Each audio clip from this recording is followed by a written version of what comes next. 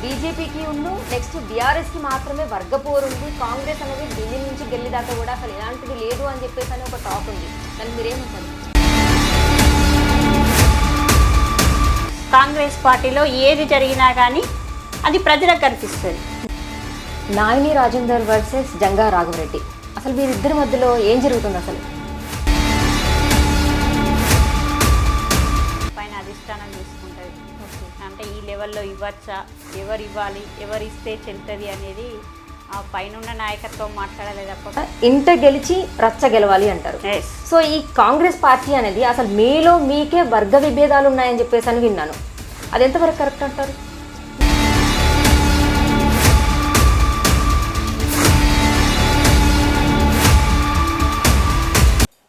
Hi, hello, నమస్తే. My name is Swapna. Welcome to Zee TV.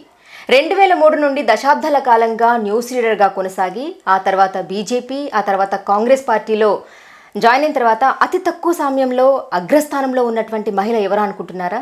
తానే కూచిన రవళిరెడ్డి. మరి ఇప్పుడు మనతో ఉన్నారు. నమస్తే మేడం. నమస్తే స్వప్న.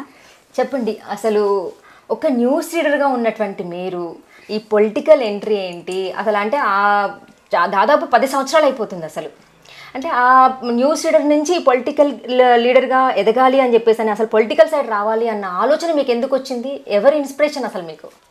అంటే స్వప్న, ఫస్ట్ అంటే ఏదైనా ఒక ఇన్స్పిరేషను చైల్డ్హుడ్ నుండి ఉంటుంది. స్కూల్ స్థాయి నుండి, అంటే స్కూల్లో అప్పుడే న్యూస్ చదవడం కానీ, లేకపోతే స్కూల్లో మానిటర్గా పనిచేయడం కానీ, ఇవన్నీ క్వాలిటీస్ నాకు ఉండేది. ఫస్ట్ క్లాస్ నుండి 10th క్లాస్ వరకే నేనే అందరినీ బీట్ చేసేది. మొన్ననే మేము గెట్ టుగెదర్ పెట్టుకున్నాము, అక్కడ కూడా అంటున్నారు మా లీడర్ ఇప్పటికి నువ్వే అని. అట్లా ఆ క్వాలిటీ తోటి ఇది స్టార్ట్ అయింది అన్నట్టు.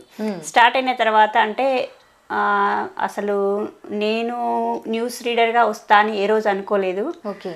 ఆ రోజున్న అవకాశాలను బట్టి వచ్చిన ఏమంటారు ఆపర్చునిటీని కరెక్ట్గా యూటిలైజ్ చేసుకొని 2003 నుండి నా కెరీర్ స్టార్ట్ అయింది.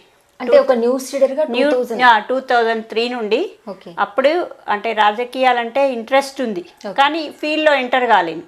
పాప చిన్నగా ఉంది, కుటుంబ పరిస్థితులు ఇవన్నీ ఉంటాయి కాబట్టి అందులో ఎంటర్ కాకుండా ఈరోజు న్యూస్ రీడర్గా అంటే ఒక రూమ్లోనే ఉండి ప్రపంచంలో ఏం జరుగుతుంది అని తెలుసుకోవడంలో ఆఫ్టర్ మ్యారేజ్ నా మ్యారేజ్ 95లోనే అయింది. మ్యారేజ్ తర్వాతనే నా కెరీర్ న్యూస్ రీడర్ కానీ ఇట్లా లీడర్ కానీ అంటే పాలిటిక్స్లో ఎంటర్ కావడం కానీ ఇవన్నీ జరిగినాయి. అప్పుడు విత్ ఇన్ ద రూమ్లో ఉండి మొత్తం పాలిటిక్స్ తెలుసుకునే వాళ్ళం. అంటే ఎవరేంటి, ఎక్కడ, ఏం పని చేస్తున్నారు అనేది ఒక 10 years నుండి బాగా అబ్జర్వేషన్ అయిన తర్వాత అప్పుడు తెలంగాణ మూమెంట్ బాగా ఉంది. తెలంగాణ మూమెంట్లో అంటే మనం కూడా ప్రత్యక్షంగా పాల్గొంటే బాగుంటుంది కదా, ఈరోజు ఖచ్చితంగా తెలంగాణ అవసరం ఉంది కదా అని చెప్పి అప్పుడున్న పరిస్థితులలో అంటే బీజేపీ అంటే తెలంగాణ బిల్లుకు సపోర్ట్ చేస్తుంది అని చెప్పి కాంగ్రెస్ ఇవ్వడం కానీ, బీజేపీ ఇవ్వడం కానీ, అప్పటికే కాంగ్రెస్లో ఫుల్ నిండిపోయింది అన్నారు. లీడర్స్తో క్రౌడ్ ఎక్కువైపోయింది. అంటే కొత్త తరానికి అవకాశాలు బీజేపీతోనే వస్తాయి అనే ఉద్దేశంతో ఆ రోజు బీజేపీలో జాయిన్ కావడం జరిగింది. స్టార్టింగ్ మీది బీజేపీలో జాయిన్ కాగానే కిషన్ రెడ్డి గారు నాకు మంచి అవకాశాలు ఇచ్చారు, రాష్ట్ర స్థాయిలో అవకాశాలు ఇచ్చారు. అందులో పని చేసుకుంటూ తర్వాత అంటే మనం ఎక్స్పెక్ట్ చేసిన ప్లాట్ఫామ్ వేరుంది, అక్కడికి వెళ్ళిన తర్వాత ప్లాట్ఫామ్ వేరుంటుంది. మనము అంటే ఈరోజు తెలంగాణ అనేది బలిదానాలతో ఏర్పడ్డ తెలంగాణ.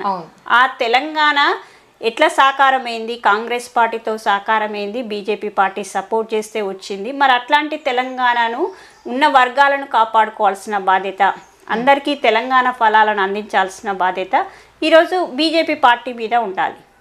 అంటే టీఆర్ఎస్ చేస్తుంది కదా అనే ఉద్దేశంతో ప్రజలు టీఆర్ఎస్ పార్టీకి ఇచ్చారు. కానీ ఒక 1 yearలోనే అర్థమైపోయింది టీఆర్ఎస్ ఏం చేయట్లేదు, కేవలము ఒక ముఖ్యమంత్రి పదవి కోసమే, ఆయన స్వార్థం కోసమే తెలంగాణ కావాలి అన్నాడు. ఆ తెలంగాణ రావడంలో కూడా ఆయన యొక్క త్యాగం ఎక్కడా లేదు. సబ్బండ వర్గాలు త్యాగం చేస్తే, విద్యార్థులు బలిదానాలు ఇస్తే, కాంగ్రెస్ పార్టీ ఇక్కడ ఇచ్చి ఆంధ్రాలో ఓడినా కానీ మాట కట్టుబడి సోనియా గాంధీ గారు ఇచ్చారు. బీజేపీ అంటే అట్లాంటి టీఆర్ఎస్ పార్టీ యొక్క వైఫల్యాలను ఎండగట్టాల్సిన బాధ్యత తెలంగాణ బిల్లుకు సపోర్ట్ చేసిన బీజేపీ మీద ఉండే. కానీ ఇక్కడ ఉన్న వాళ్ళేమో ఇక్కడ అంటే వైఫల్యాలను చూపించడం, కేంద్రం నుండి వచ్చిన పెద్దలు మాత్రము బాగుంది టీఆర్ఎస్ బాగుంది అని చెప్పి సపోర్ట్ చేయడం. అంటే నేను న్యూస్ అంటే మీడియా ఛానల్లో ఒక అనాలిసిస్ట్గా వెళ్ళినప్పుడు మనము అంటే ఏ ఉద్దేశంతో ఒక అనాలిసిస్ చేస్తున్నాము, ఏ ఉద్దేశంతో పొలిటికల్లో వచ్చాము, అది ఫుల్ఫిల్ కావట్లేదు, అక్కడ మ్యాచ్ కావట్లేదు, మిస్ మ్యాచ్ అవుతుంది. అంటే మనం చెప్పిన దానికి కేంద్ర నాయకత్వం చేసేది రెండు ఎక్కడ మిస్ మ్యాచ్ అవుతున్నాయి. కాబట్టి ఇట్లాంటి ప్లాట్ఫామ్లో మనం ఉండలేము, మన మనసును చంపుకొని ఉండలేము అనే ఉద్దేశంతో ఇక్కడ అప్పుడు కూడా ఇక్కడ జిల్లాలో కూడా రాజకీయాలు అంత బ్రహ్మాండంగా ఏం లేవు. బీజేపీ ఇప్పుడు ఏదో వాళ్ళు చేసే అంటే అక్కర్లేని ఇష్యూస్ని కూడా ప్రజల మధ్యలోకి తీసుకెళ్ళి ఏ రకంగానైనా ఉందామనే ఉద్దేశంతో ఈరోజు బీజేపీ అనే పదం ప్రజల్లో నానుతుంది, కానీ అప్పుడు లేదు. కాంగ్రెస్ పార్టీలో వచ్చిన తర్వాత కూడా ఉత్తమ్ కుమార్ రెడ్డి గారి ఆధ్వర్యంలో కాంగ్రెస్ పార్టీలో చేరడం జరిగింది. అందులో కూడా చాలా మంచి అంటే అందులో కూడా సేమ్ ఏదైతే అధికార ప్రతినిధిగా అవకాశం ఇవ్వడం, సేమ్ అదే వాయిస్ ప్రజల్లోకి తీసుకెళ్లడం, మళ్ళీ సెకండ్ టైం రేవంత్ రెడ్డి గారు వచ్చిన తర్వాత కూడా వచ్చిన షార్ట్ లిస్ట్లో కూడా అధికార ప్రతినిధిగా ఇవ్వడం, మళ్ళీ ఒక 6 months బ్యాక్ ఏదైతే ప్రధాన కార్యదర్శులు అంటే జనరల్ సెక్రటరీల పోస్టులలో ఏఐసిసి నుండి రావడం, నన్ను ఒక నియోజకవర్గాలకు ఇన్ఛార్జిగా వేయడం, ఇవన్నీ చాలా అంటే బ్రహ్మాండంగా నాకున్న దాన్ని పార్టీ యూటిలైజ్ చేసుకొని నాకు ఒక గౌరవాన్ని ఇచ్చినట్టుగా నేను భావిస్తున్నా. ఎక్కడా కూడా కాంగ్రెస్ పార్టీ అని చెప్పి ఇప్పుడు బీజేపీ టీఆర్ఎస్ నాయకులు అంటున్నారు కదా, అసలు వాళ్ళకు కాంగ్రెస్ పార్టీ అనే పదం ఉచ్చరించే నైతిక హక్కు లేదంటున్నా. ఈరోజు స్వతంత్రం తెచ్చిన పార్టీ కాంగ్రెస్, తెలంగాణ ఇచ్చిన పార్టీ కాంగ్రెస్. ఈరోజు మనం ఈ రకంగా బతుకుతున్నామంటే కాంగ్రెస్ పార్టీ భిక్ష వల్ల బతుకుతున్నాం, కాంగ్రెస్ పార్టీ చేసిన త్యాగాల వల్ల బతుకుతున్నాము. అట్లాంటి కాంగ్రెస్ పార్టీ నాది అని చెప్పుకోవడంలో నేను నిజంగా గర్వంగా ఉన్నా. పార్టీ నాకు గుర్తించింది, గుర్తింపునిచ్చిన దానికి రెట్టింపుగా నేను పార్టీకి కూడా సర్వీస్ చేస్తూనే ఉన్నాను. మన తెలంగాణ అనేది కాంగ్రెసే ఇచ్చింది అనేసి అని అన్నారు. మరి కేసీఆర్ అనేది ఇప్పుడు సంవత్సరం తర్వాత కేసీఆర్ ఏంటి అనేది ప్రతి ఒక్కరికి తెలిసిపోయింది అని ఒక పాయింట్అవుట్ చేశారు మీరు. మరి ఒక సంవత్సరం తర్వాత తెలిసిపోయిన తర్వాత 9 సంవత్సరాల పాలన తెలంగాణదే కొనసాగుతుంది కదా, అంటే టీఆర్ఎస్ ప్రభుత్వందే ఇప్పుడు ఉన్నటువంటి బీఆర్ఎస్గా కొనసాగుతున్నటువంటి టీఆర్ఎస్దే కదా. ఎస్, మీరు అన్నది కరెక్ట్ మాట్లాడిండ్రు. అంటే ఏ ప్రభుత్వానికైనా ప్రజలు మ్యాండేటరీ ఇచ్చేది 5 years. 5 years తర్వాత ఆ పరిపాలన బాగున్నా లేకున్నా ఓట్లు వేస్తారా అంటే అక్కడ లోకల్ నాయకత్వాన్ని బట్టి ఎమ్మెల్యేని బట్టి ఉంటుంది. అది ఆ 4 yearsలోనే కేసీఆర్కి అర్థమైపోయింది. కేసీఆర్కి అర్థమైపోయి మా పరిపాలన బాగాలేదు కాబట్టి ప్రజల్లో వ్యతిరేకత వస్తుంది, మైనస్ అయిపోతున్నామని చెప్పే ముందస్తుగా వెళ్ళిండు. చూసినాం కదా, 5 years మ్యాండేటరీ ఇచ్చినప్పుడు ముందస్తుగా వెళ్ళాల్సిన అవసరం లేదంటే ఫస్ట్ ఆఫ్ ఆల్ కేసీఆర్ గారు ఒప్పుకున్నది ముందస్తుగా వెళ్ళడం తన ఓటమిని. సెకండ్ ఏంటంటే ఫస్ట్ పీరియడ్లో ఏదైతే టీడీపీ నుండి గెలిచిన ఎమ్మెల్యేలను టీఆర్ఎస్ పార్టీలో మెర్జ్ చేసుకొని టీడీపీ పార్టీని మెర్జ్ చేసుకున్నామని చెప్పి ప్రకటించడం. రెండవది ఏమైందంటే ముందస్తుగా వెళ్ళడం. మూడవది ఏంటంటే ఎన్నికల కమిషన్, అంటే ప్రతి ఒక్క పౌరుడు ఓటు హక్కు వినియోగించుకుంటేనే అది రిజల్ట్ అనేది పర్ఫెక్ట్గా వస్తుంది. కానీ నాకు సంబంధించిన వాళ్ళే ఓటు హక్కు పర్ఫెక్ట్గా ఉపయోగించుకోవాలి, పక్క పార్టీకి సంబంధించిన వాళ్ళు ఓటు హక్కు వినియోగించుకోవద్దు అనే ఉద్దేశంతో ప్రతి నియోజకవర్గంలో ఒక 10,000 ఓట్లు డిలీషన్ కింద పెట్టారు. అంటే ఇప్పుడు మనం 2018 రిజల్ట్స్ తీసుకుంటే 100% మీరు ఒకసారి చూస్తే 10,000 లోపు సీట్లు కోల్పోయినవి కాంగ్రెస్ పార్టీకి దాదాపు ఒక 30 దాకా ఉంటాయి. అంటే మాకు ఆల్రెడీ 22 స్థానాలు వచ్చి 30-35 స్థానాల మధ్యలో ఉంటే అది ప్రజలు ఓడించినట్టు అనుకోవాలా, లేకపోతే కేసీఆర్ కక్షాపూరితంగా ఒక వ్యూహాత్మకంగా ఆయన గెలిచిండు అనుకోవాలా? ఒకసారి చెప్పండి. అంటే మేమన్నది కాదు, రజత్ కుమార్ ఎన్నికల కమిషన్ అధికారి రజత్ కుమార్ కూడా ఎలక్షన్ అయిపోగానే తప్పిదం జరిగింది, సారీ అని చెప్పి సింపుల్గా తప్పించుకున్నారు. అంటే మళ్ళీ ఆ ప్రజలు ఇచ్చిన హక్కు ఇంకో 5 సంవత్సరాల వరకు పనిచేస్తుంది ఆయనకు. అంటే తప్పుడు మార్గంలో కాంగ్రెస్ పార్టీ యొక్క ఓట్లు రాకుండా కాంగ్రెస్ పార్టీ సింపథైజర్స్ ఓట్లను డిలీషన్ చేసి గెలవడం, అది గెలుపు కిందకి వస్తుందా చెప్పండి? ప్రజలు ఇచ్చినట్ట, ప్రజలు తీర్పు కరెక్టా? అది ప్రజలు ఇచ్చిన తీర్పు అంటే పర్ఫెక్ట్గా ప్రతి ఒక్కరు ఓటు హక్కు వినియోగించుకున్నప్పుడు అది పర్ఫెక్ట్ తీర్పు అవుతుంది. కాబట్టి ఇది అనైతిక విజయము. ఈ అనైతిక విజయాన్ని కూడా ఇంకా భయపడుతున్నాడు. భయపడే ఎలక్షన్ కాగానే 2018 ఎలక్షన్ కాగానే కాంగ్రెస్ పార్టీ నుండి గెలిచిన ఎమ్మెల్యేలను 12 మందిని ఏ రకంగా ఒక్కొక్కరిని అంటే సేమ్ టైంలో పార్టీలో జాయిన్ అయితే ఆ పార్టీ మెర్జ్ కిందకు వస్తుంది. ఓకే. కానీ సేమ్ టైం కాకుండా ఫస్ట్ జాయిన్ అయిన పర్సన్కు లాస్ట్ జాయిన్ అయిన పర్సన్కు రోహిత్ రెడ్డి లాస్ట్ జాయిన్ అయింది రోహిత్ రెడ్డి, వాళ్ళకు వీళ్ళకు వేరియేషన్ తీసుకుంటే దాదాపు ఒక 5-6 నెలల వ్యత్యాసం ఉంది. 5-6 నెలల కిందల అంటే వేరియేషన్లో జాయిన్ అయిన వాళ్ళు కూడా ఒకటేసారి జాయిన్ అయినట్టుగా సిఎల్పిని విలీనం చేస్తున్నామని చెప్పడం అంటే చట్ట వ్యతిరేకంగా ఈరోజు కేసీఆర్ ఆ పరిపాలనలో ఉన్నాడు. కాంగ్రెస్ పార్టీ అంటే భయం పట్టుకుంది కాబట్టి ఏదైతే ప్రతిపక్షాలు ఉండకూడదు, కాంగ్రెస్ పార్టీ ఉంటే ఎప్పటికైనా నాకు ముప్పే అని చెప్పి ఫస్ట్ టైం ఎందుకు ఇచ్చారు ఆయనకు ఓటు, ఫస్ట్ టైం ప్రజలు ఎందుకు తీర్పునిచ్చిళ్ళు అంటే కాంగ్రెస్ పార్టీ కనుక తెలంగాణ ఇస్తే నా పార్టీని కాంగ్రెస్ పార్టీలో విలీనం చేస్తా అని చెప్పిండు. చెప్పి ఇక్కడికి వచ్చి మాట తప్పిండు. రెండవది, నాకు ముఖ్యమంత్రి పదవుల మీద ఆశ లేదు, కేవలము దళితున్నే ముఖ్యమంత్రి చేస్తా, నాకు ఒక కాపలా కుక్కలాగా ఉంటా అని చెప్పిండు. అంటే ఈయన చెప్పిన మోసకారి మాటలకు ప్రజలు నిజంగానే కావచ్చు, ఆ రకంగా చేస్తాడు కావచ్చు అనే రకంగా ప్రజలను భ్రమింపజేసి ఆ రకంగా గెలిచిండు తప్ప ఫస్ట్ విజయం అయినది కాదు, సెకండ్ విజయం అయినది కాదు. కాబట్టి మీరన్న క్వశ్చన్ మీరు వాపస్ తీసుకోవాలి. ఎక్కడ ప్రజలు మ్యాండేటర్ ఇవ్వలేదు, ఆయన పరిపాలన బాగలేదని ఇప్పటివరకు మనం అర్థం చేసుకోవాలి. అంత అనుకున్నా కూడా ప్రతిసారి ఆయన గెలుస్తూ వస్తున్నాడు కదంటే ఇప్పుడు ప్రజలు ఓట్లు వేస్తేనే కదా గెలిచేది అని చెప్పేసి అని అదే అంటున్నా కదా. ఇప్పుడు నాకు సపోర్టర్స్ ఓట్లను తీసేసి నీకు సపోర్టర్స్ ఓట్లతో నువ్వు గెలిచినట్టు కాదు కదా. ఓట్లు అనేటివి అందరు భిన్న వర్గాలు వేస్తేనే అది గెలుపు అనేది.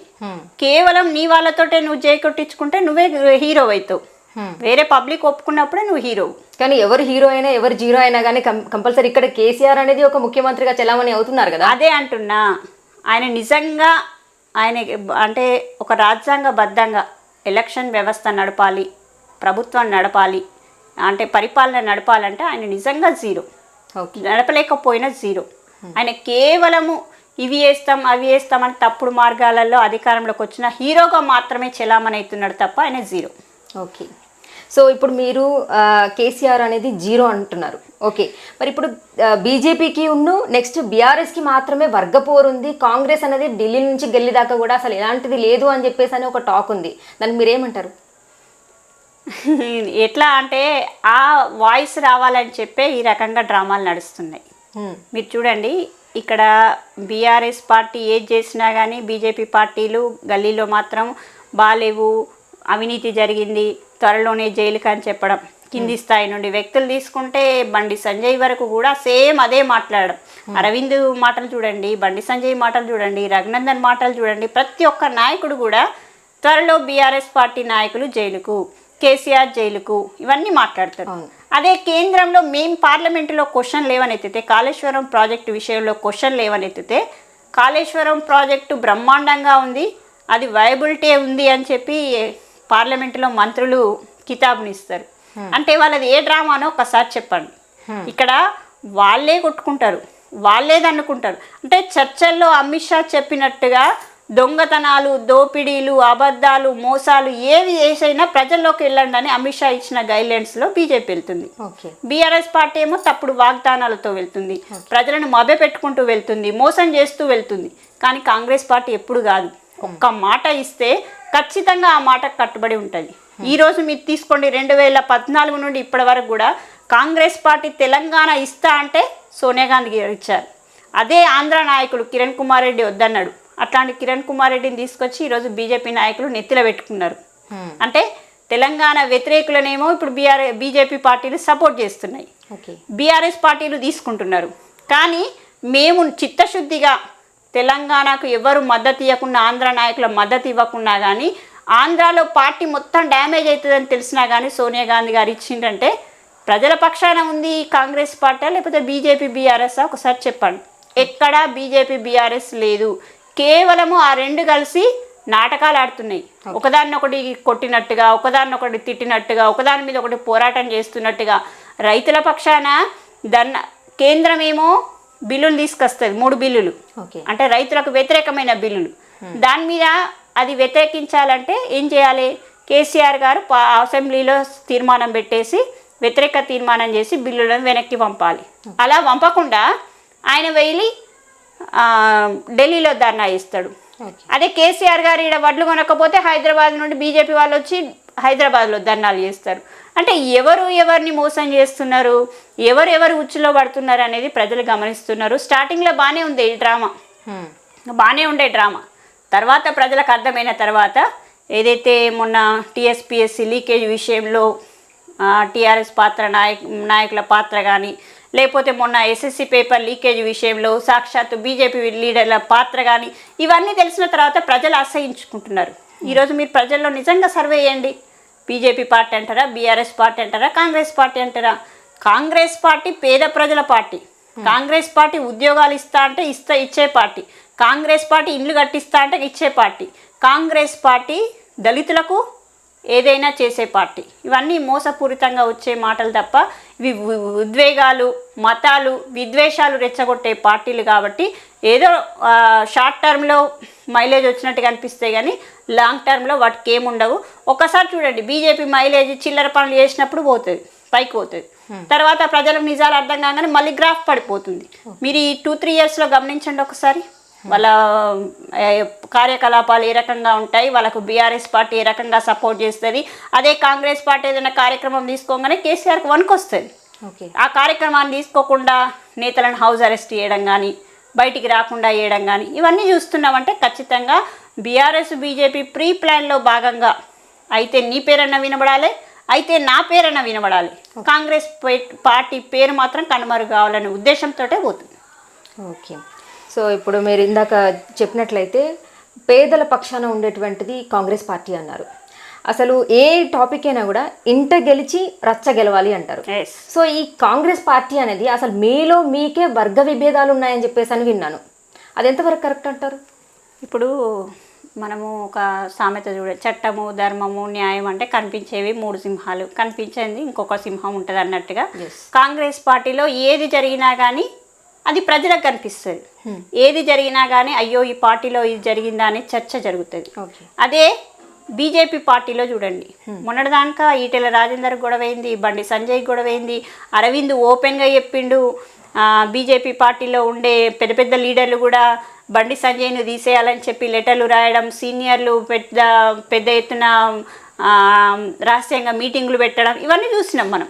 అదే టీఆర్ఎస్ పార్టీలో ఇక్కడ పక్క నియోజకవర్గం వెళ్ళండి, స్టేషన్ గన్పూర్లో రాజయ్యకు కడియం శ్రీహరికి ఏం జరుగుతుంది, ఇటు పక్కన వరంగల్కి వెళ్ళండి, నన్నపనేనికి కడియం శ్రీహరికి ఏం జరుగుతుంది, అది ఎర్రబెల్లి దయాకర్ రావుకు కడియం శ్రీహరికి ఏం జరుగుతుంది.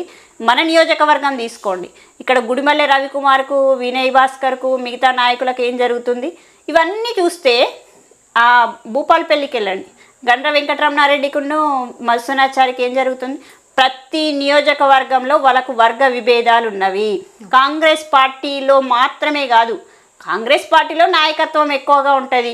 మాజీ ఎమ్మెల్యేలు, మాజీ ఎంపీలు, ఎమ్మెల్యేలు, ఎక్కువ పెద్ద స్థాయి ఉన్న నాయకులు ఉంటారు కాబట్టి వాళ్ళ దగ్గర భేదాలు ఉంటాయి, భేదాభిప్రాయాలు ఉంటాయి తప్ప ఎక్కడా కూడా ప్రజల కోసం వచ్చే పోరాటాల వరకు వచ్చే వరకు అందరు కలిసి పనిచేస్తారు. ఏఐసిసి ఇచ్చిన ప్రోగ్రాంలో అందరు నిన్ననే చూస్తాం, నల్గొండలో నిరుద్యోగ మార్చిలో అందరు కలిసి పాల్గొన్నారా? కోమటిరెడ్డి పాల్గొన్నారు, ఉత్తమ్ కుమార్ రెడ్డి పాల్గొన్నారు, రేవంత్ రెడ్డి పాల్గొన్నారు, హనుమంతరావు పాల్గొన్నారు, అందరు పాల్గొంటున్నారు. కాబట్టి కాంగ్రెస్ పార్టీలో ఎక్కడా గ్రూపిజం లేదు. ఇది కేవలం ఇప్పుడు గ్రూపిజం లేదు అంటున్నారు. మొన్న ఏమో రేవంత్ రెడ్డి గారు మన పాదయాత్ర ఏదైతే ఇల్లందులో చేస్తున్నారో, సో అక్కడ అందరూ కూడా అంటే అభిమానులు ఎక్కువగా వచ్చినట్టుగా కనిపిస్తుంది. కానీ ఏదో పార్టీకి సంబంధించి సీనియర్స్ అందరూ కూడా అంటే వెళ్ళొద్దు అక్కడికి ఇది అని చెప్పేసి అని అందులో వాళ్ళే చాలా గొడవలుగా ఇదిగా ఉంది అని చెప్పేసి ఇక్కడ ఇల్లందు మేము కూడా వెళ్ళినాం, పాదయాత్ర కూడా చాలా బ్రహ్మాండంగా సక్సెస్ అయింది. ప్రతి ఒక్క నాయకులు వచ్చి జన సమీకరణ బ్రహ్మాండంగా ఉంది. అంటే జనాలు అంటే మేము కేవలం అంటే రేవంత్ రెడ్డి మీద ఉన్నటువంటి ఫ్యానిజం తోటే వచ్చారు తప్ప పార్టీ మీదతో ఇది కాదు అని చెప్పేసి అని విన్నాను. మీరు అది ఇప్పుడు ఇల్లందు అన్నారు కదా, ఇల్లందు తీసుకోండి, ఎమ్మెల్యేల లిస్టే దాదాపు 1 డజన్ మంది ఉంటారు. అంటే డజన్ మందికి ఒక్కొక్కరికి ఒక్కొక్క 10,000 మంది ఫాలోవర్స్ ఉన్నా 1,20,000 ఓట్లు కూడా అంటే రేవంత్ రెడ్డి కళ్ళలో పడితే సరిపోతుంది అని చెప్పేసి తప్ప పార్టీకి ఏదో చేస్తున్నట్టుగా అనిపించలేదు, ఎక్కడా లేదు. ఇప్పుడు మెంబర్షిప్ కార్యక్రమాన్ని తీసుకున్నారు, డిజిటల్ మెంబర్షిప్ తీసుకుంటే ఏ నియోజకవర్గంలో ఇల్లందులో చేస్తే రేవంత్ రెడ్డి గారు చూడరు కదా వచ్చి.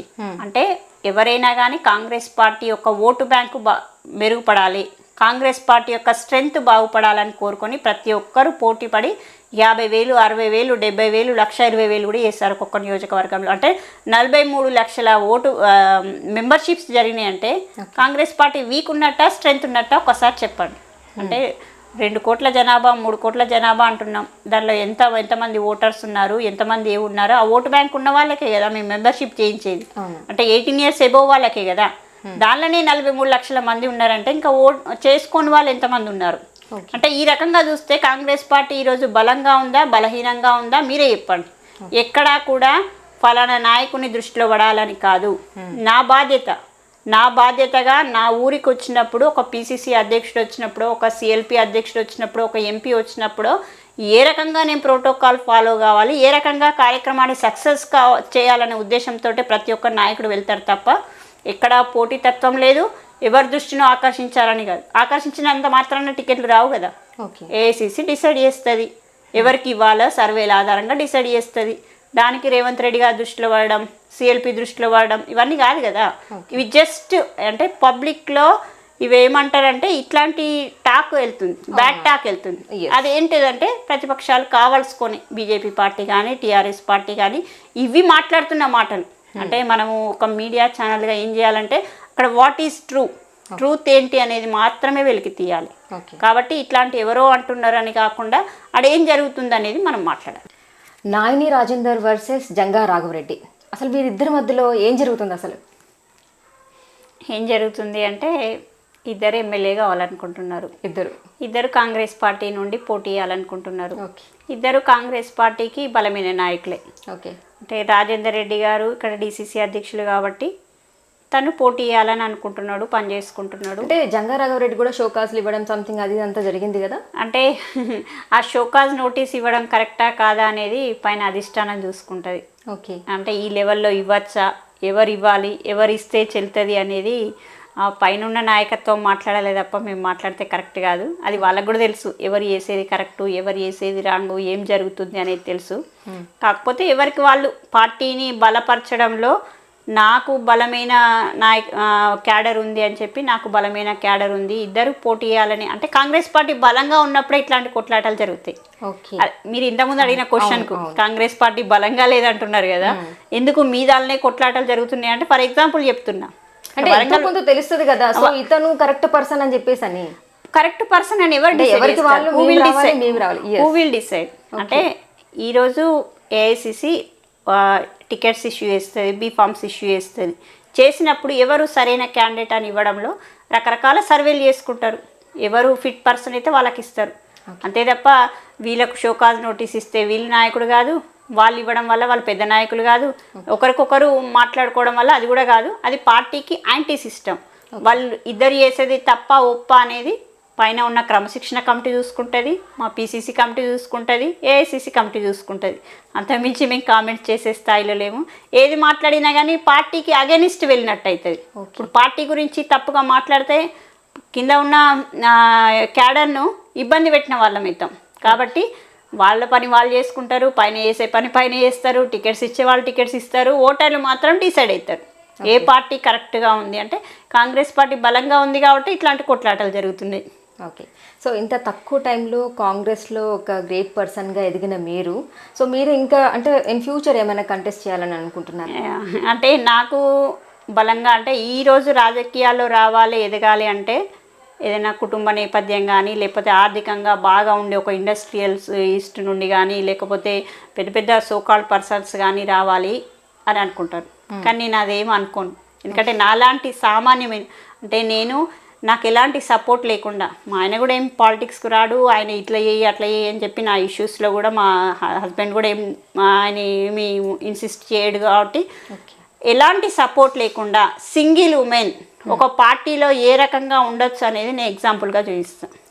నాకు అంటే వీళ్ళు సపోర్ట్ చేస్తేనే పైకి వెళ్ళడం, వీళ్ళు ఒక రకంగా ఎకనామికల్గా ఇస్తేనే పైకి వెళ్ళడం, డబ్బులు వెదజల్తూ ముందుకు వెళ్ళడం, లేకపోతే ఎవరినన్నా గాడ్ ఫాదర్స్ ఉంటేనే పార్టీలో పైకి వస్తారని కాదు.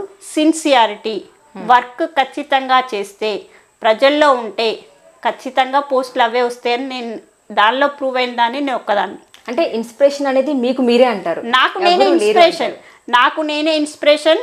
నేను వెళ్ళే మార్గమే నాకు ఇన్స్పిరేషన్. అంతే తప్ప నాకెవరో వెనకాల గాడ్ ఫాదర్స్ ఉండి ఇచ్చేది లేదు. నేను డబ్బులు వెదజల్లేంత స్థాయిలో లేను. ఒక సామాన్యమైన మహిళను, ఒక సామాన్య కుటుంబం నుండి వచ్చిన దాన్ని. నాకేం రాజకీయ నేపథ్యం అదేం ఉండదు. ఇప్పుడు ఎమ్మెల్యే కంటెస్ట్ చేయాలంటే, ఈ కాలంలో కంటెస్ట్ చేయాలంటే ఇప్పుడు చూస్తున్నాం, ఒక్కొక్క నియోజకవర్గంలో 30 ఏళ్ళ నుండి 40 ఏళ్ళ నుండి పనిచేసే నాయకులు ఉన్నారు. వాళ్ళందరినీ కాదని మనం పోటీ చేస్తామని చెప్పడం కూడా అది ఒక తప్పుడు నిర్ణయమే.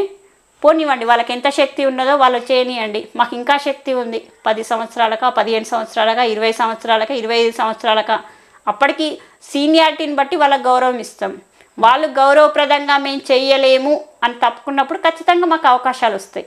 కాబట్టి నా అత్తగారు వచ్చేసి వరంగల్ ఈస్ట్, నేను ఉండేది వరంగల్ వెస్ట్. మాకు గన్పూర్, స్టేషన్ గన్పూర్ అంటే మా అమ్మమ్మ వాళ్ళది, మా నానమ్మ వాళ్ళది, 2 స్టేషన్ గన్పూరే. కాబట్టి అది ఎస్సీ నియోజకవర్గం కాబట్టి ఏమి ఉండదు. కాబట్టి ఏమైనా అవకాశాలు పిలిచి నాయకత్వం అధిష్టానం ఇస్తే కాదనేది లేదు.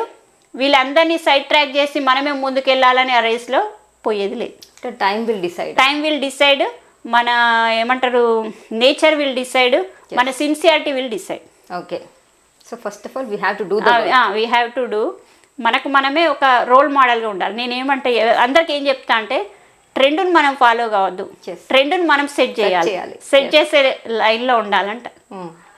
సో మీరు అన్నారు ఇప్పుడు, అంటే మీ గురించి చెప్పినట్లయితే నాకెవరు ఇన్స్పిరేషన్ కాదు, అసలు నాకు నేనే జస్ట్ అంటే సమాజంలో తెలిసినటువంటి సమస్యలు కానీ ఏదైతే కానీ అంటే వాళ్ళ గొంతుకగా మీరు మాట్లాడుతున్నారు. మొన్న చూసినట్లయితే, మొన్న కూడా నేను చూసాను యాక్చువల్గా, హాస్టల్స్ మీద కూడా మాట్లాడారు. సో ఇవన్నీ ఓకే. సీతక్క అంటే ఎంతో ఉద్యమ చరిత్ర కలిగినటువంటి అక్క. సో తనని కూడా ప్రభుత్వము పక్కన పెట్టాలి అని చెప్పేసి అని ఒక పావులు కల్పిస్తున్నట్టు వినిపిస్తుంది. అది ఎంతవరకు వాస్తవం అంటారు? ఇప్పుడు సీతక్క గారి గురించి మాట్లాడుకోవాలంటే, తను అంటే ఏ కుటుంబం నుండి జన్మించింది, ఏ స్ఫూర్తితో ఉద్యమంలోకి వెళ్ళింది, అక్కడ ఏం సాధించింది, తర్వాత ఎందుకు వచ్చింది అనేది ప్రతి ఒక్కరికి తెలిసిన విషయం. అంటే తను ఎక్కడున్నా ఒక రోల్ మోడల్గా ఉన్నది, ఒక మోటివేషన్ లీడర్. తను ఈరోజు కాంగ్రెస్ పార్టీకి వచ్చిన తర్వాత ప్రజలు ఆమె వైపుకు చాలా, అంటే కాంగ్రెస్ పార్టీ యొక్క సిస్టానికి, సీతక్క యొక్క సిస్టానికి చాలా దగ్గరగా ఉంది. కాబట్టి సీతక్క అంటే కాంగ్రెస్ పార్టీ, కాంగ్రెస్ పార్టీ అంటే సీతక్క అనే స్థాయిలో ఉంది ఈరోజు. అంటే సేవా దృక్పథంతో కాంగ్రెస్ పార్టీ వెళ్తుంది. పేదలకు అట్టడుగు స్థాయికి న్యాయం చేయడానికి సీతక్క వెళ్తుంది. అన్యాయం ఉన్న వాళ్ళకు పాటుపడేది కాంగ్రెస్ పార్టీ. అదే దిశలో సీతక్క గారు కూడా అదే రకంగా, అంటే కాంగ్రెస్ పార్టీ ఐడియాలజీతో, ఆ ఉద్యమ నేపథ్యంతో సీతక్క గారు ముందుకెళ్తున్నారు. ఇప్పుడు ఉన్న గవర్నమెంట్ ఏ రకంగా ఉంది? యాంటీ పబ్లిక్, అంటే పబ్లిక్ సేవ చేసే దృక్పథంతో కాకుండా ఒక బిజినెస్ పరంగా ముందుకెళ్తుంది. బిజినెస్ చేసే పర్సన్స్కు ఐడియాలజీతో, సోషల్ సర్వీస్తో వెళ్ళే లీడర్స్ ఎట్లాగూ నచ్చరు, ఎలాగో పక్కన పెడతారు. అంటే వీళ్ళు పక్కన పెట్టేది ఏంది? పబ్లిక్ అంటే కేసీఆర్ ఎంత పక్కన పెట్టినా, టీఆర్ఎస్ ఎంత పక్కన పెట్టినా, ఇట్లాంటి లీడర్లను ప్రజలు గుండెల్లో పెట్టుకుంటారు, నెత్తి మీద పెట్టుకుంటారు, అవసరమైతే పూజిస్తారు. కాబట్టి సీతక్కను ఎవరో వీళ్ళు ముందుకు తీసుకొచ్చి వీళ్ళు టీఆర్ఎస్ పార్టీ ఏమి పూజ చేయాల్సిన అవసరం లేదు. ప్రజలే ఆమె చేసే సేవా కార్యక్రమాలు, ప్రజలే ఆమె అంటే కాంగ్రెస్ పార్టీ ఐడియాలజీతో ఆమె ముందుకెళ్తున్న కార్యక్రమాలను చూసి ప్రజలే ఆమెకు బ్రహ్మరథం కడతారు, గుడి కడతారు. సో ఇక్కడ 100 సంవత్సరాలు అంటే కాంగ్రెస్ పార్టీలో 100 సంవత్సరాల చరిత్ర కలిగినటువంటి కాంగ్రెస్ పార్టీ, సో 60 సంవత్సరాలు పాలించినటువంటి చరిత్ర కూడా ఉంది. సో అసలు అంటే ఎక్కడ చూసినా కూడా కాంగ్రెస్ పార్టీ వినికిడి అనేది చాలా తక్కువగా, అంటే ఎంతసేపు బీఆర్ఎస్, ఎంతసేపు బీజేపీ, వీటి గురించే మాట్లాడుకుంటున్నారు కానీ కాంగ్రెస్ పార్టీ గురించి అసలు ప్రజల్లో ఎక్కడా స్పందన లేదు అని చెప్పేసి అని జనం అనుకుంటున్నారు. నేను ఎగ్జాంపుల్ చెప్తా. ఇప్పుడు మనము మొత్తం ఒక కాలనీ నీట్గా ఉంటుంది, నీట్గా ఉన్న కాలనీకి మొత్తం పోతుంటే మనం ఏం కామెంట్ చేసుకోం. పక్కనే ఒక చిన్న మురికి కాలువ రాగానే స్మెల్ వస్తుంది. దేని గురించి మాట్లాడతాం? మురికి కాలువ గురించి. అట్లాంటి 2 పార్టీలు. కాంగ్రెస్ పార్టీ అంతటా ఉన్న పార్టీ, కాలనీ ఒక స్వచ్ఛమైన కాలనీ లాంటిది. అలా మురికి కాలువలు ఈ 2, 3 ఉంటాయి, వాటి గురించే మాట్లాడుకుంటారు. అంటే పబ్లిక్ను ఎప్పుడైనా చెడు తొందరగా ఆకర్షిస్తుంది, ప్లస్ చెడును తొందరగా ద్వేషిస్తారు. ఈ 2 పార్టీలు కూడా, అంటే బీజేపీ పార్టీ తీసుకుంటే 40 సంవత్సరాల చరిత్ర కూడా లేదు వాటికి. అవి స్వతంత్ర ఉద్యమంలో లేవు, దేశ అభివృద్ధిలో కూడా వాటి పాత్ర ఏమీ లేదు. ఈరోజు బీఆర్ఎస్ పార్టీ కూడా, అంటే తెలంగాణ ఇచ్చిన దానిలో సబ్బండ వర్గాలు కానీ విద్యార్థులు కానీ ప్రతి ఒక్కరు కూడా బలిదానాలు చేసుకుంటే కాంగ్రెస్ పార్టీ త్యాగం చేసి సోనియా గాంధీ గారు ఈరోజు తెలంగాణ ఇస్తే నేను తెచ్చినా అని గొప్పలు చెప్పుకుంటున్న నాయకుడు. తెచ్చిన తెలంగాణను ఏ రకంగా మోసం చేస్తున్నాడు, ఏ రకంగా అప్పుల కుప్ప చేస్తున్నాడు అనేది రోజు కేసీఆర్ తిట్టడంతో పబ్లిక్ ఆయన బీఆర్ఎస్ అనే పార్టీ నోట్ల నానుతుంది, బీజేపీ ఈ రకంగా, బీఆర్ఎస్ పార్టీ ఆ రకంగా నోట్ల నానుతుంది. అంటే మా గురించి చెప్పుకోవాల్సిన అవసరం లేదు కదా. ఇప్పుడు ఎక్కడికి వెళ్ళినా కానీ ఈ రెండు పార్టీలు ఒకటే వేలో వెళ్తున్నాయి కాబట్టి ఖచ్చితంగా కాంగ్రెస్ పార్టీ ప్రజల కోసం పాటుపడే కాంగ్రెస్ పార్టీని ముందుకు తీసుకెళ్లాల్సిన అవసరం ఉందని చెప్పి ఈరోజు చర్చ నడుస్తుంది. మేధావుల్లో కానీ ప్రతి ఒక్కరిలో కానీ ఈరోజు కాంగ్రెస్ పార్టీ వచ్చేది కాంగ్రెస్సే అనే ఖచ్చితంగా వాళ్ళకు ఒక ఇండికేషన్ ఇస్తున్నారు. కాబట్టి ఆ చర్చ వెళ్లకుండా ఈ రెండు పార్టీలు డ్రామాలు నడుపుతున్నాయి. కాంగ్రెస్ పార్టీలో ఈ రేవంత్ రెడ్డి అయితే ఏంటి, మన బట్టి విక్రమార్క అయితే అంటే చేసిన దగ్గరే మళ్ళీ పాదయాత్రలు చేయడం జరుగుతుంది. సో అసలు ఎందుకని అలా? అంటే ఈరోజు మనకు 119 నియోజకవర్గాలు ఉన్నాయి. 119 నియోజకవర్గాలు అంటే ఎలక్షన్, ఇప్పుడు మొన్న కేసీఆర్ గారు ప్లీనరీలో మాట్లాడిన మాట, అక్టోబర్లో ఎలక్షన్స్ వస్తాయి, అందరూ పని చేసుకోండి అని చెప్పి వాళ్ళకి ఇచ్చారు. అంటే ఈరోజు ప్రజా సమస్యలు చాలా కుప్పలు తెప్పలుగా ఉన్నాయి. ఈరోజు రేవంత్ రెడ్డి గారు ఒకటే సైడ్ వెళ్తే 119 నియోజకవర్గాలను రీచ్ కాలేదు. ఈరోజు బట్టి విక్రమార్క గారు ఇక్కడ ఆదిలాబాద్ పిప్పిరి నుండి ఈరోజు ఆలేరు క్రాస్ అయిపోయింది. అంటే 550 కిలోమీటర్లు ఆయన కంప్లీట్ పాదయాత్ర. రేవంత్ రెడ్డి గారేమో పబ్లిక్లో మార్పు తీసుకురావడం కోసం యాత్రా కార్యక్రమాన్ని చేస్తున్నారు. ఈయనేమో పీపుల్స్ మార్చ్ ప్రజా పాదయాత్ర చేస్తున్నారు. అంటే ఒక పార్టీకి సిఎల్పి పిసిసి రెండు కళ్ళ లాంటివి. రెండు కళ్ళు సేమ్ ఈక్వల్గా చూస్తాయి, ఈక్వల్గా వెళ్తాయి. అంటే ఈరోజు జరుగుతున్న తెలంగాణలో అవినీతిని ముప్పేటలా ముంచడానికి 4 వైపుల నుండి పాదయాత్ర చేయాలి. 4 వైపుల నుండి పాదయాత్ర చేస్తేనే అది కవరేజ్ అవుతుంది. అంత షార్ట్ టర్మ్ ఉంది కాబట్టి. పిచ్చోడు ఎప్పుడైనా ఆయన చేతిలో రాయి ఉన్నది, ఎప్పుడు ఎలక్షన్ పోయినా చెప్పలేము. కాబట్టి పబ్లిక్ నుండి వాళ్ళ యొక్క సమస్యలను తెలుసుకోవడం కోసం ఎంతమంది ఎక్కువ పాదయాత్ర చేస్తే అంత బెటర్. ఎవరు చేయాలి ఏంటి అనేది ఏఐసిసి డిసైడ్ చేస్తుంది. పిసిసి వేయాలి, సిఎల్పి వేయాలని ఏఐసిసి డిసైడ్ చేసిన కార్యక్రమాన్ని కాబట్టి ఇద్దరు ఆ దిశలో కార్యక్రమాన్ని చేస్తున్నారు. మేడం, ఒక 1 వర్డ్ క్వశ్చన్ టైప్లో నేను అడుగుతాను, సింపుల్గా స్వీట్గా ఆన్సర్స్ ఇచ్చేసేయండి. సో కేసీఆర్ అంటే ఊసరవెల్లి. కేటీఆర్ అహంభావి. బండి సంజయ్ అంటే తలతిక్కలోడు, ఏం మాట్లాడతాడో ఆయనకే అర్థం కాదు. ఈటెల రాజేందర్ అంటే ఆయనకు ఏదైనా ప్రాబ్లం వస్తే దాన్ని తప్పించుకోవడం కోసం ఇంకొకరి పంచన ఏరుతాడు, పిరికి పంద. ఓకే. రఘునందన్ రావు అంటే అన్నీ తెలిసిన మేధావి, సమస్తం నాకే తెలుసు అని ఎక్కువగా ఫీల్ అవుతుంటాడు. ఓకే. వాస్తవానికి మరి తెలుసా? అంటే తెలిసి అంటే అబద్ధాలను కూడా ఆయన స్ట్రాంగ్గా ఇది నిజం అని చెప్పి నిరూపించగలిగినంత శక్తి ఉన్నాడు రఘునందన్ రావు. రేవంత్ రెడ్డి గారు అంటే ఆయనకు ఇప్పుడు తెలంగాణ ప్రజలు ఏం కోరుకుంటున్నారో, ఏ క్వాలిటీస్ ఉన్న లీడరో అందరికి తెలుసు. నేను 1 వర్డ్లో చెప్పాల్సిన అవసరం లేదు.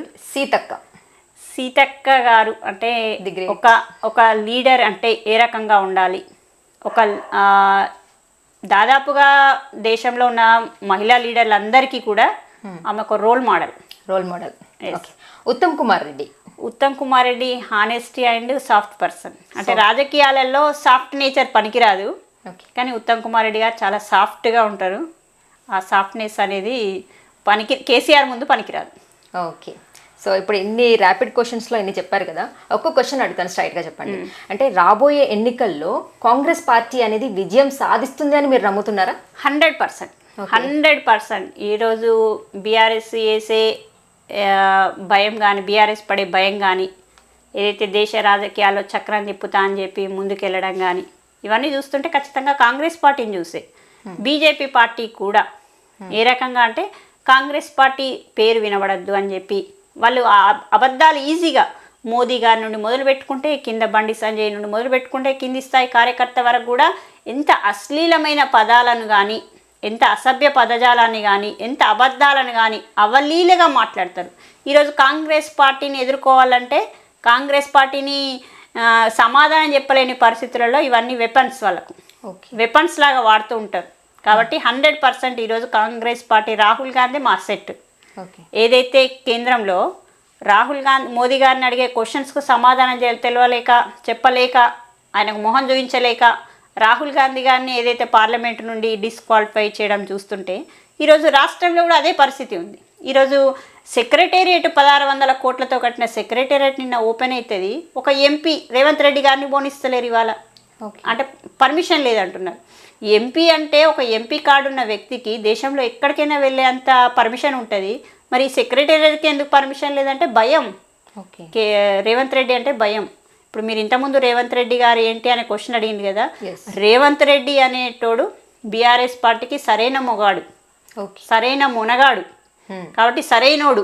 ఇవన్నీ సమాధానాలు అందులోనే వస్తాయి. కాబట్టి 100% ఈరోజు వీళ్ళు ఎన్ని నాటకాలు ఆడినా ఎన్ని ఫాల్తు రాజకీయాలు చేసినా కానీ ప్రజలు ఈ రెండు పార్టీలను నమ్మే పరిస్థితిలో లేదు. రాష్ట్రంలో అప్పుల కుప్ప, ఒక ఉద్యోగం ఇచ్చే పరిస్థితి లేదు, ఒక మహిళలకు భద్రత లేదు. ఇవన్నీ చూసుకుందాం. దేశంలో కూడా సేమ్. ఒక రెజ్లర్స్ అంటే దేశానికి ప్రతిష్ట తెచ్చే రెజ్లర్స్ గోల్డ్ మెడల్స్ తెస్తేనేమో మోదీ గారు నా అకౌంట్ అంటాడు, నా గొప్పతనం నేను సపోర్ట్ చేయడం వల్ల అంటారు. ఈరోజు వాళ్ళ మీద లైంగికంగా వేధింపులు జరుగుతుంటే ఒక ఎంపీ, బీజేపీ ఎంపీ లైంగిక వేధింపులు చేస్తున్నాడంటే పట్టించుకోడు. మరి ఇది ఎక్కడి న్యాయం?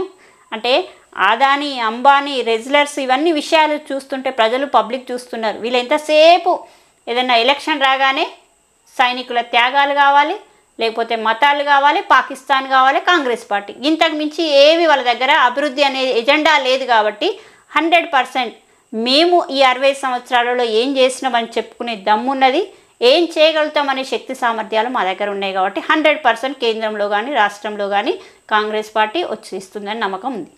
తప్పకుండా మీరు అనుకున్నట్లుగా జరగాలని కోరుకుంటున్నాను. Thank you. నమస్తే madam. Thank you so much for your valuable time. Thank you so much. విన్నారు కదండి రవళిరెడ్డి గారు చెప్పిన మాటల్లో. రానున్న ఎన్నికల్లో తప్పకుండా కాంగ్రెస్ గెలుస్తుందని గట్టి నమ్మకంతో చెప్తున్నారు. మరొక లీడర్తో మళ్ళీ కలుద్దాం. నమస్తే.